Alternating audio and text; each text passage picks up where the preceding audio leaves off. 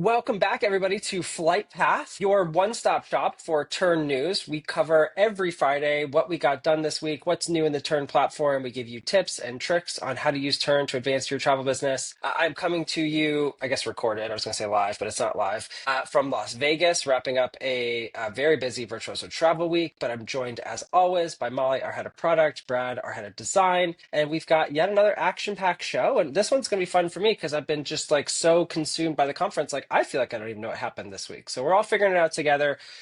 Just a quick reminder before we jump in to subscribe. Let us know in the comments what you think about this week's update. And with that, we're going to start this episode like we always do with a quick round robin on kind of what happened this week. And Molly, we're going to start with you, which I know you're excited about. I mean, the fact that you knew that I didn't know what to say yet and you still threw it to me first is just, I'm not sure what to think about that. But no, it's been like a very, I did a lot of travel last week. So I was 2 full-day on-sites with customers. And so I feel like this week I've been in this like frantic typing mode every single day. Like today I just like cleared out all my meetings and was heads down all day. And I've been diving very deep into insurance world and into reporting world, which both involve a lot of like focused attention. So on insurance, we have an insurance module today, but there's a lot of different reasons why and like scenarios where advisors just want to see improvement. So really digging into what that will look like. We have some other exciting things on the horizon with insurance that I'm sure we'll talk about on future podcasts. And then reporting, I mean, we're going to be implementing some pretty cool changes for reporting that we'll talk about certainly at the users conference, maybe between now and then, and just diving into like all of the columns and filters and visualizations people want to see with advanced reporting needs. So that's what I've been up to. That was a great overview of a very busy week, Molly. I feel like you really nailed that. Thank you.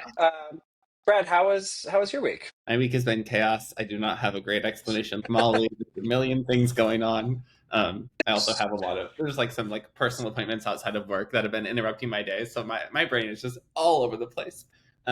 Today, my highlight of today, Thursdays, I think we talked about this before. Like we're often doing user calls, like Molly, me, and Jade will jump on and do like support office hours. And I had 3 back to back today. The first one started, and this advisor, or maybe more like agency owner, she and her partner are moving over from another itinerary builder that's shutting down. So she's like really trying to learn it all as quickly as possible. And she jumped on the call and she's like, I just wanted to say before getting to my questions, like you and your team are like so incredible at what you do. You're like listening. You're the most responsive tech company like I've ever worked with, most responsive like company in the space I've ever worked with. And I just like really appreciate, and I like almost started crying on this call. And it was just really special. Like it's nice to hear somebody say, I'm here with a list of 30 questions, but also I want to start by like saying how much I appreciate it. And so that was really my highlight today. And yeah, I had a few of those calls where we just got to like get in the weeds, think about what exactly they're trying to accomplish in Tern, and like work through some like fun, like just how do I use the tools that Tern has to really like work for my specific use case and kind of like the way I want to set up my business. And it's always a great time. So that's my highlight. I love that. That's like so cool. And it's something I was having a conversation today and they were like, oh, we just, we're with this tech platform and they, we're asking for all these changes. And like, even if it gets so many votes, like it's just not on the roadmap and it's just like, demoralizing to not see progress. And where it's like, yes, like this is why we take this speed and responsiveness so seriously, because especially if you're going through a transition like the agency owner, right? Being able to know that if you have feedback, if you have questions, if you have those things, like there's actually a team of people who really care and are like going to try and make it better every single day for you, like I think is just special. So that's really cool. Out, like the one thing actually she was mentioning was like actually the folks who are running Bootcamp here at Tern, Karina and Ben,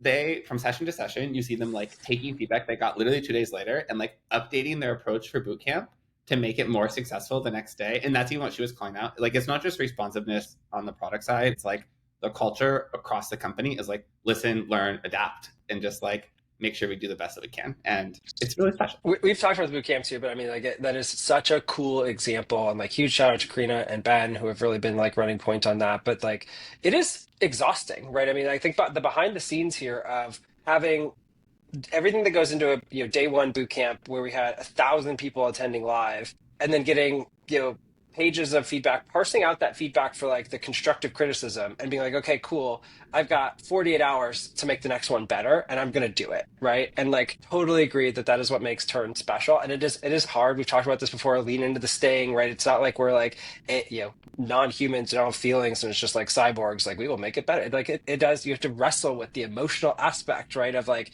how do we make it better? How is that not a reflection on me not being good enough? It's like, we're just always leveling up. So the bootcamp is such a good example. I'm glad you called that out, Brad. Huge shout out, like Karina, if you're listening to this. Like, amazing job, Ben. Amazing job. That has been so many people have been talking about it. So that's been really cool to see.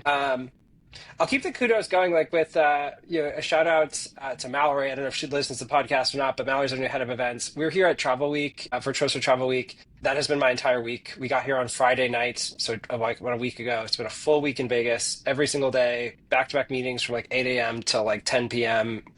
And so I am like exhausted, but it has been such a cool week meeting with agency owners, meeting with advisors, like just kind of talking about what the future looks like. And it's the first year where I think you're really starting to see people get how transformative this vertically integrated system is going to be for the industry. Like you start to see agency owners, and Molly mentioned reporting. I posted this and I go into the Slack channels, but you're talking to this like very large agency owner, and they're like, I had a meeting with the hotel chain, and I like couldn't tell them how many people we've sent to their properties because I can look at how many people were booked under that, but it doesn't tell me if I booked through a wholesaler, if I booked through these different channels. Like I only know the booking supplier, which means that I'm not eligible for their marketing dollars, which is like actually driving bottom line revenue. And I'm like, this is the beautiful aspect of an end-to-end system, because I guarantee you that advisor is sending the itinerary to their clients, telling them the name of the hotel that they're checking into. And if you have that end-to-end visibility, you can build better businesses at the advisor level, at the agency level, at the host level. And you're seeing these light bulb moments in a way that certainly 2 years ago when we barely had a product we didn't see. So it's really, really been fun. So yeah, we're making the rounds on the consortium. We've got Virtuoso, will be a signature in November. We're working on getting a new travel leader. So if you're listening, let them know that you want to talk to us. But that was my week. So I won't go through the whole thing because it's like a blur. It feels like I've been here for 17 years. And we will move on to what we shipped this week. And Molly, we're circling back to you. Yeah, we shipped some pretty cool improvements to form responses, and it's one of those, I think we talked about this last time, where it's almost like these features that are like hard to like market, but I kid you not, I think every single user call I've done for my 2 years here at Tern has been like, why can I not get the form response where I need it? I have to literally go to my library, click down to forms, go figure out the right form, click to the responses tab, search for the thing I need, and I have to do it every single time, or I have to like download the PDF and upload it into my documents, and it's just like a nightmare. And so very proud to say this week we addressed two of those, two pieces of the puzzle to solve that. So now we automatically have a forms tab on contacts where we will log all of those.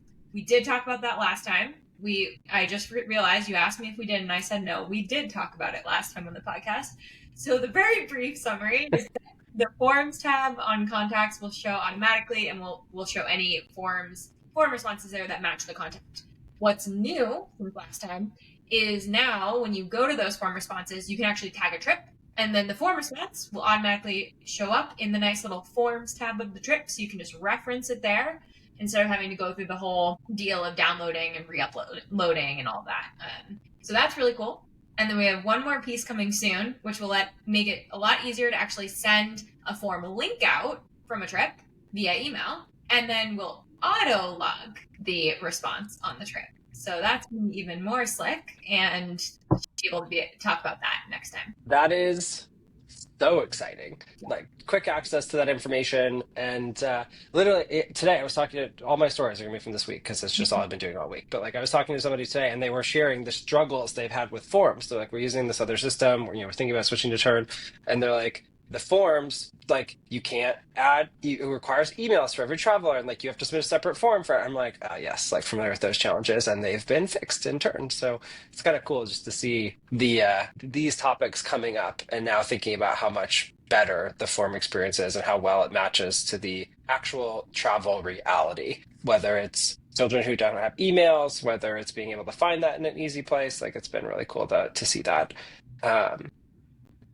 Brad, before we move on to editor updates, which is obviously a standing segment that we'll probably never be able to stop talking about, do you have anything to add on the form responses? Only to say, I'm so like when I joined Tern, thinking about designing like beautiful travel software, I didn't think that forms was going to be like such a draw. But like we picked up forms work again, I don't know, like a few months ago, and I was like, oh, we like got the most important forms problem solved. Like we're like good for a while, and then actually like just a month later, we're like, all right, more forms. Like there's so many opportunities here, and I think it's like just speaks to how core that workflow is. It's like so much of your job is collecting information from people, and there will always be ways we can make that easier or like keeping on doing it. But I'm sure there will be, as soon as we get these out, the classic turn like, oh, that's so great. Can I also have these 10 other things? And we welcome them, we will listen to them, and we will get to them eventually. Always leveling up. And speaking of which, editor has got some progress being made. We've learned some things this week. You wanna kick that off, Brad? Yeah, the two big updates related to the text editor. We're going to start with kind of like I don't know if we do like rose and thorns. We're going to start with a thorn, and then we'll get to like the happy rose pieces here. You can't even. That's a new one. That's a new one. I was like, we're going to talk about that or just let that go. But that's okay. No. Channeling my inner David today with the analogy. I'm here for it, to be clear. I'm not, but because you're not David, I wasn't going to call you out on it. You gotta call yourself out sometimes. All right, so related to the editor, today we discovered that basically maybe just for some context, a few weeks ago, maybe even last week, we finally released the new editor for trips and itineraries in Tern. And for the most part, things are going well. We did a ton of testing there. What we've seen starting to trickle in over the last couple of weeks is like kind of random flags of like, hey, this itinerary is taking a long time to load for my clients. Like what might be going on? And we got a few of those reports and we were trying to understand like what was happening. Just today we realized, oh, actually these things are all connected. It's related to the new editor change where basically we're using some new code, like there's some new things that are happening behind the scenes to pull that preview that exists on each activity on the itinerary and to take it from kind of that rich text content you're putting in that they see on the full details to like just that kind of plain text preview. Processing that in real time for all of the activities that load immediately on the screen for the itinerary was taking much longer than it used to. And so we were able to finally diagnose that. We put a very quick fix out to make it so that we're like caching that information. So we're trying to like preload it if we can, so we don't have to load it in real time when somebody opens the itinerary. It should solve the like most pressing issue here, where at least if someone's opened that itinerary before, it will load faster for every time you open it in the future. And then next week we have some additional work slated to just like change that code entirely so that we're not using the thing that's slow and we're just gonna like write some new stuff that's faster. For the most part, this shouldn't impact you or your clients. It's only, again, if you have a big trip with lots of activities all written within the new editor. And so pretty like limited group of people who've been impacted so far. Should be much faster, and we'll get even faster early next week. Anything to add there, Molly, before we jump into the rose part of this lovely analogy? No, I think you covered it well. Okay, great. And then, yeah, the best part about the editor this week is that we finally have some folks testing out using the new editor for emails in Tern. So that's both sending emails, drafting email templates, putting email templates into automations. I think that basically covers it. We are like the big highlight there is that variables are going to be way easier to use. So you don't have to like do that weird, I'm going to highlight a piece of text and then replace it with a variable. You just like insert a variable. It's going to be magical. We're getting some good feedback from folks, just like learning more about how things are actually rendering in real email clients when we're sending them from basically the new editor in Tern. But hoping, what do we think, Molly? Next week? Definitely next week. Yeah, I'll not put money on it this time, but I'm pretty sure it'll be next week. Yeah. Yeah, and that will be really like the last big hurdle for us on the editor side. That will mean basically throughout the entire product, you'll no longer see the old editor experience, and it will open us up to now, if there's like editor feedback, our ability to like make to improve the editor in one place. And so I think actually some of the stuff Molly mentioned around forms, like being able to kind of attach a form to an email, that's actually going to like be hopefully a little easier to do with just the one editor once that's rolled out next week. And if there's more editor requests, definitely send them our way. Good to know, just like now that we have a new baseline, kind of where we can go from here. Man, and you described it as like the last hurdle of the editor, and like, boy, it has been just such a hurdle. Like each chunk, it's like its own set of things that we have to like worry about and we learn, and then there's just like so many edge cases, and it's big trips this week. It's like, it's like almost impossible to get every single thing, and that's why we beta test, and that's why we are quick and responsive to fix things. But man, what a gnarly project. Like, so worth it. It was like the number one biggest point of contention in the old product was the old editor, and with good reason. But like, damn, what a journey and what a hard.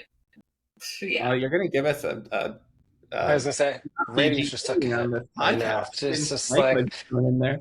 Oh, we're gonna hear about that. Yep, that was funny. Do you remember like when we first said we were doing the editor, we had like 2 weeks on the roadmap. That's like, oh, let's just rip and replace the editor. Seems easy. We did. Boy, have we learned. Yeah. How naive we were. It's like, we'll just get a contractor. They'll like they're experts in editors. Like, they'll just build the editor, and then all we have to do is like, update it. 9.5 months later, and we're almost at the finish line. I think we started in January, didn't we? Or have I now exaggerated this in my head? Okay, it is only August, so we're definitely not 9.5 months, but okay.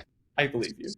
Okay, like I said, like, I don't know what time is. I don't know where I am. Like, we'll roll with it. So, and also I always think August is 9, but August is 8. So anyway, moving on. How do months work? Let's talk about service fees. Molly, something changed there that agency owners are going to be pretty excited about. Changed there, yeah. I mean, we've heard this for a while. Actually, ever since we built the agency product, that often different legal requirements, like you need to have certain licenses to actually collect service fees. And so when agencies onboard with Tern, they worry that because we offer service fees where agents can set up their individual Stripe account and charge directly from clients, it's not going to adhere to the practices of the agency. And often there's like legal concerns with doing that. And so now, if you're an agency owner, you have an agency within Tern, if you go into settings and you go down to financial settings, there's an option to disable this for your entire agency. So when agents are planning trips, they will just basically they'll still see the tab, but it will just show that it's not possible to collect through Tern. So I don't know why I stumbled through that explanation so much. It's a pretty simple feature, but that's you can turn it off now. And was this like, this is another one of those cool ones where like you actually like built most of this, right? Is that? I did, yeah. Me and my little AI buddy kind of prototyped it out, and then Brad gave us some feedback, and Zach took it over the finish line. So it's really fun to get to like, it's like a kind of a whole new way of working that I think we're seeing emerge more and more, as like I could spend a bunch of time like writing out the requirements, or I could just like see what it looks like live and iterate on it with Brad and like hand it over to engineering. So it's pretty cool. So cool. Well, that brings us into the much anticipated and long awaited quality of life update section of the podcast. And as always, I'm excited to hand it over to Brad to talk about how we've made your life just a little bit higher quality this week. So we're going to start with some of the work we're doing to make the product easier to use on your phone, basically. We have a long way to go here, but like from what we hear from advisors is like, hey, I don't think you realize how often I'm not at my computer and I need to like make an edit or quickly look something up in Tern. So we're basically trying to make progress every week on taking a page that looks like garbage on mobile and say like, how do we clean this up? How do we make sure that if you just happen to need to like look up some contact details, that you can actually do that and all the UI looks like it was actually designed that way on the page. And so Ursula, another designer on the team, has really been leading the charge here and like bringing at basically any page she touches, she's like, and we're making it mobile responsive. So I think like some of the forums, you're seeing this already. There's some work on the contact profile that we're already starting to make some of that easier to use on mobile. And similar to what Molly was saying, Ursula is actually doing a lot of this with some AI coding tools. So instead of pointing to an engineer and saying like, hey, can you move this thing over here? Can you adjust this so on a phone it looks like this? She's actually basically giving those instructions to an AI like coding helper, and that we're like drafting some code that you can hand off to an engineer, just have them review and be like, oh, tweak this one thing. Other than that, we're good. So we can move faster there, not necessarily distract from our other core product improvements, but keep to like making those things more responsive. And honestly, shout out to Ursula, because she's even calling me out on my design work where she's reviewing stuff I'm working on. She's like, and how's that going to work on mobile? I'm like, great question. Let's figure that out. I love that. I love that. Keep it up, Ursula. That's amazing. That's right. I also love the review of the current state of mobile. That was harsh, but maybe fair. But yeah, it has been really fun. And just thinking about these like systems, like Ursula sort of demonstrated how she's been working with like engineering and with like kind of the review she's been doing to create this like AI agent that actually will like sort of do that auditing every single time a new feature is done, kind of behind the scenes as like a partner almost for the engineering team to like not have to necessarily like manually code every responsive element, but like to have that sort of done automatically. So it's really cool, and there'll be slow and steady progress there, but it will just like feel better and better to use Tern on the go, which is huge for a industry that is traveling all the time. Speaking of exciting things that people like have been asking for since the kind of top level feature shipped 2 weeks ago, something is sticky in Tern now, Molly. What is that? Okay, I don't like that phrasing. I would like to formally object. Riley got in there, got her sticky paws all over everything. Oh, Riley. She was trying to, I don't know if you heard, she was trying to break in earlier in the podcast, but I have a child-proof thingy on the door handle now, so she didn't successfully do it, which would have been kind of cute if she did. So the calendar filters are now sticky, so if you have gone into your calendar and you're like, hey, I don't ever want to see, for those of you who don't know, there's a new calendar. There's a logo, a little icon in the top right of your screen, right next to your account settings. And if you click it, you see like upcoming tasks due and trip dates and all that good stuff. And we have filters. So if you're like, hey, I don't want to see trip dates that are still in like inbound phase, they're not even booked, you can uncheck that so they're hidden. But the problem was every time you left the page and came back, you'd have to do the same filters again and again to focus on what you wanted. So now they are persisted. And so every time you come back, it'll be the same set of filters. And then we are currently scheming around showing payment due dates that have not been paid. So that's not in place yet, but hopefully by this time next week, it will be. That's like the last big, there's still like a long tail of feedback, but like the last really major thing that people want to see on the calendar is payment due dates that have not been paid. So coming soon. Soon. Exciting. It is funny how many people have been like, I'm in love with the calendar. Like, that's so cool. And like, what one person, we had one user, and it was really funny. He's like, where are you getting all this information from? Like, how do you know my client's birthdays? And I was like, you entered them into Tern on the contact. So it's just, all this is in Tern. Like, so, but it was just, you know, that's our whole business. It's really good. yeah, exactly. Yeah. I was like, okay, so this is actually like a pretty good case study for why, like, you know, dashboards and things make a big difference, because it's like you at some point forgot what you entered in there, and like now we can make it more visible. So that is really fun. Last but not least, in the quality of life updates, Brad, you've done some design magic, and I'm excited to learn what this means. Life-changing quality of life update that advisors are ever going to notice. I hope you're ready.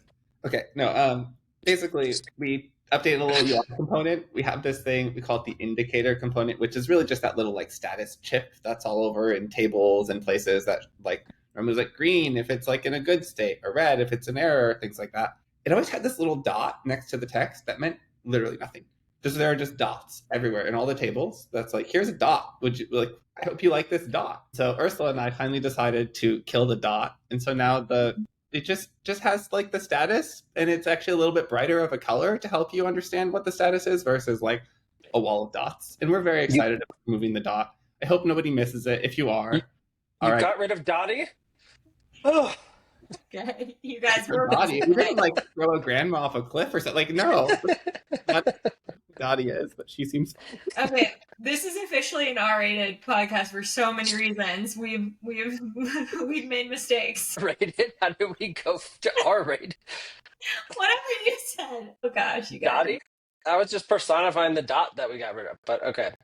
I'm not sure what's happening. Should we move on? Yeah. We should. Okay, perfect. Okay, so what are we up to next week, everybody? Brad, do you want to kick things off in the week ahead section? Do you know what's wild? This is the last week I have before I'm going to Banff with my parents, which I just cannot believe that I have 1 week of work before that happens. So mostly prepping a bunch of stuff that we need to get done that next week before the users conference. So it's going to be like, I think a lot of there's a lot of stuff happening. no. Our big focus for the squad I'm on is mostly around wrapping up some of the updates we're making to payment schedules and payments to make all of that stuff much easier to process and make sure you can log payments effectively without doing weird workarounds. So that'll be probably the big focus next week. And then helping a little bit on some of the stuff Molly's leading around insurance, making sure that we have we're just understanding how those features work today and have things kind of all squared away on the design side.